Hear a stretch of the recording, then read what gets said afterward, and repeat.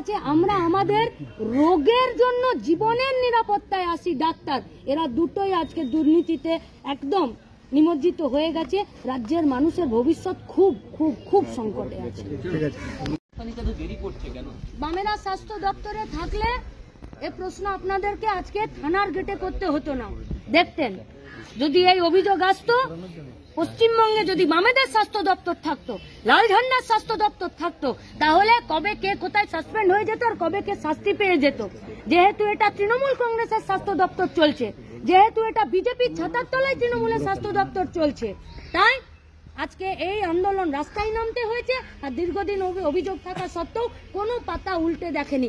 নইলে ওই সন্দীপ ঘোষটা জামিন পেয়ে যায়, নইলে ওই সন্দীপ ঘোষটার প্রাইজ পোস্টিং হয়, নইলে ওই সন্দীপ ঘোষটা যে মর্গে ডেড বডি বেচে দেয় আর তার সঙ্গে সহবাস করিয়ে পর্ন ভিডিও বাজারে বিক্রি করে, তাকে মাথায় নিয়ে নাচে রাজ্যের স্বাস্থ্যমন্ত্রী? নাচে না।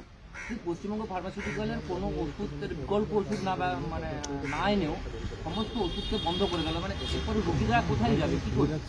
বললাম তো, যদি পশ্চিমবঙ্গের স্বাস্থ্য দপ্তরটা লাল ঝান্ডা চালাতো, এই একটা প্রশ্নের সম্মুখীন হতে হতো না। আজকে তৃণমূল কংগ্রেসের পরিচালিত স্বাস্থ্য দপ্তর আছে বলে এই প্রত্যেকটা প্রশ্ন খুঁটিয়ে আপনাদেরকে জিজ্ঞেস করতে হচ্ছে।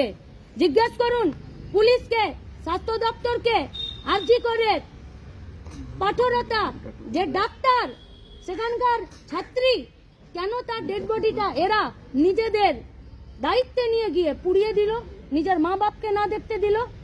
তাহলে শুধু ওষুধ কোম্পানি নয়, এখানেও একই জিনিস। শুধু স্বাস্থ্য দপ্তর নয়, স্বাস্থ্য দপ্তরকে এরা বড় ছাতা নিয়ে তার দুর্নীতিকে এরা ঢেকে রাখছে রাজ্যের পুলিশ প্রশাসন।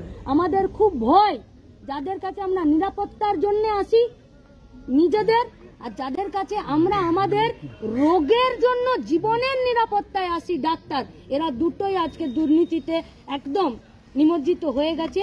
রাজ্যের মানুষের ভবিষ্যৎ খুব খুব খুব সংকটে আছে।